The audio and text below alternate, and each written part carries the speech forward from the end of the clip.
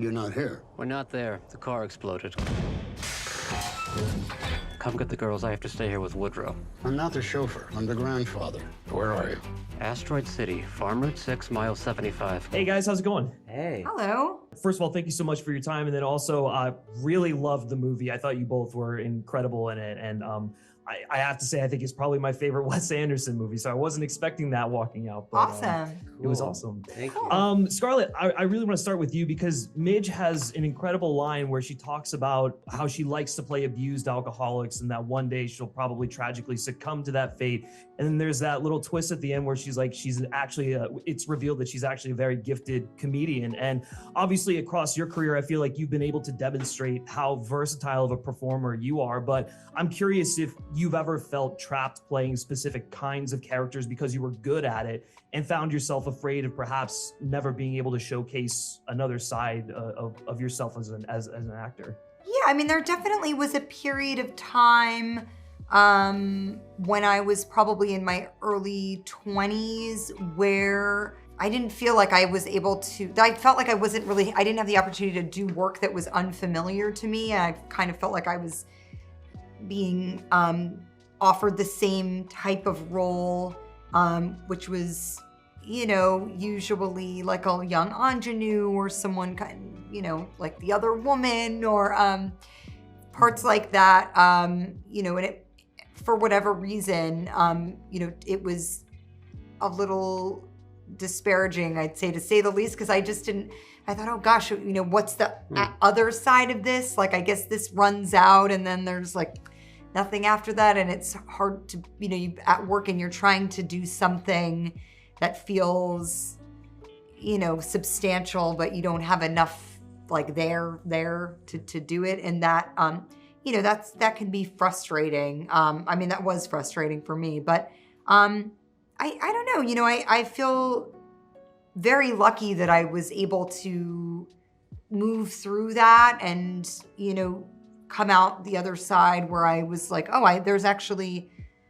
there is a lot for me to explore, and I can kind of make my own, make my own moments in something, even if it's not totally apparent on the page, try to like lift the character or lift the work, sort of, try to elevate it into something that was interesting, to do. Yeah. I don't want to say I don't want to jinx this, but favorite question of the day, best answer of the day.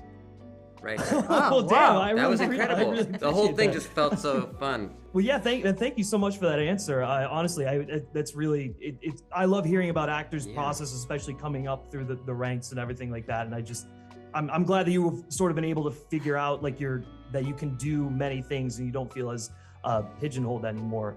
I do have to wrap up, but real quickly, Jason, I want to ask you a question. And first of all, I want to say congrats on the massive success of Spider-Verse, because that's just been incredible to see as well, along with the success of this film. Thank you. And I kind of the reason I bring that up is because I think there's an interesting connection between Augie and the Spot, because they're both characters with holes in their lives, one more literal than the other, and they're trying to find ways to fill them.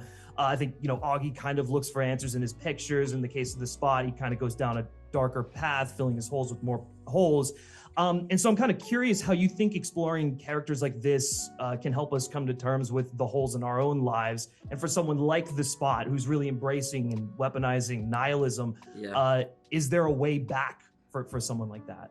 Great question. Wow. Gosh, this is a great question. First of all, I think there's always a way back. There's always a way back. I do believe that it's never too late to do a good thing or the right thing, or, sometimes you don't know if you're able to go back because you're embarrassed or you think they're gonna, but I think that's all we're meant to do, is to try to recognize when we can do better. And then part of that is not being afraid to go back. But yeah, I think that the Spot, obviously, he's in a situation where he doesn't, like, something's just happened to him for no apparent reason, and he's trying to make sense of it. And I think maybe that's sort of like this as well. It's like these, why is this happening? What does this mean? Does it mean anything? What is the greater meaning behind this? Are we the only ones here? And what are we supposed to do? Question it or just keep going? You know what I mean? I think you're right. I think it's very perceptive. Sometimes I think I feel more at home outside the Earth's atmosphere. Oh, wow. Me too. Adrian, I want to start with you because you have this great line towards the end of the film when Jones, who's playing Augie, comes to you and he's looking for answers because he doesn't understand the play, to which you say, it doesn't matter, just keep telling the story. And I found it such a perfect snapshot of arts and life. And I was just kind of curious what that line means to the both of you. And if you've ever encountered a time where a script wasn't clicking, but you had to uphold your duty as a storyteller. Script and in life, I think it's a healthy mantra to carry on and you know, at times things aren't always clear, and oftentimes as an actor, I can see that moment, and personally how I am not finding the truth of a certain moment, or you know, you have to carry on, and you have to keep telling the story. Yeah, for sure. Jeffrey, have you ever encountered like a moment like that, whether it be in professionally or personally or something like that? I've read that moment more broadly, as Adrian described, not necessarily metaphorically, but I saw it as having multiple meanings. I actually, like you, when that moment came up, I got emotional because it's a validation on a couple of levels. As storytellers, you know, what are we doing with this work that we do? Does it have meaning? If you're trying to do something that you think is worthwhile and not just indulgent, then you are attempting at least to try to organize some aspect of life for yourself and for the audience, and there's meaning in that if it's done properly. And that moment kind of summed that up, that we're just trying to make sense of it all, and we're trying to survive it all and press forward. So on that level, I was moved by it, but also, again, as just a mantra for life, and particularly for I think for most of us now, uncertain times, shifting times, but damn it, just keep going, just keep pushing. I found that moment to be really very poignant as well. They're strange, aren't they? They're children compared to normal people. Yes, that's correct. It's true. But I kind of want to start with this great line in the film, which is your curiosity is your most important asset. And I think it's such an incredible line specifically for actors. I'm curious, as an actor, with that being such an integral tool you have to work with, I have to imagine it's what drives a lot of your performance. So I'm curious, like, how has your curiosity best served you as an actor, and where are some of the more interesting and unexpected places perhaps it's taken you? I think if you're not curious about a role or a story, that's a pretty good sign that it's not your part. Mm-hmm. You know, and I think that the deep dives you can go in a kind of journey of trying to understand another person is one of my favorite things about acting, because I think of it as like trying to be an empathy machine, and you want to tune up your machine. And when you go into it and understand these other characters from other worlds or other time periods or other situations, it just kind of tunes up your little empathy machine.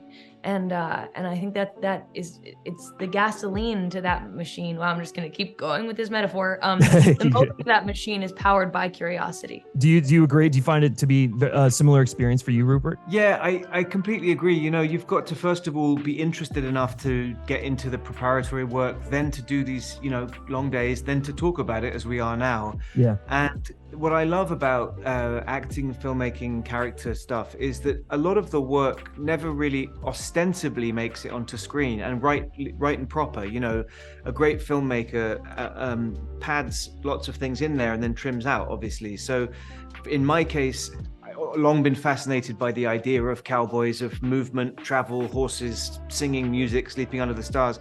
We don't see any of that really, but on some level we're talking about it, and on some level it's in there. And I think that's what Wes does so brilliantly. You'll just get a glimpse of something and it will imply a whole nother world or life that he might be interested, or I might be interested to go and follow, but you only need just a morsel to sort of get the sense of it.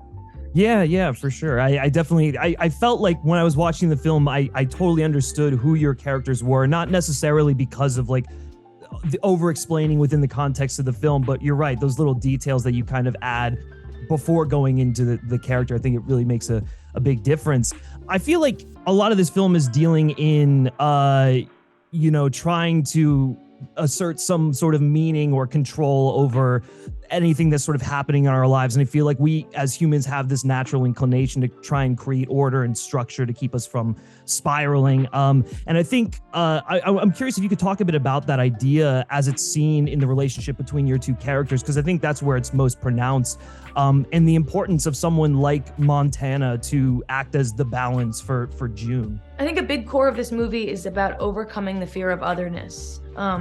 And I think June's initial reaction to Montana is like, you're a delinquent, you're a bad influence, you're a distraction, and I am on a mission, I'm a caretaker, I'm responsible, and this is a distraction.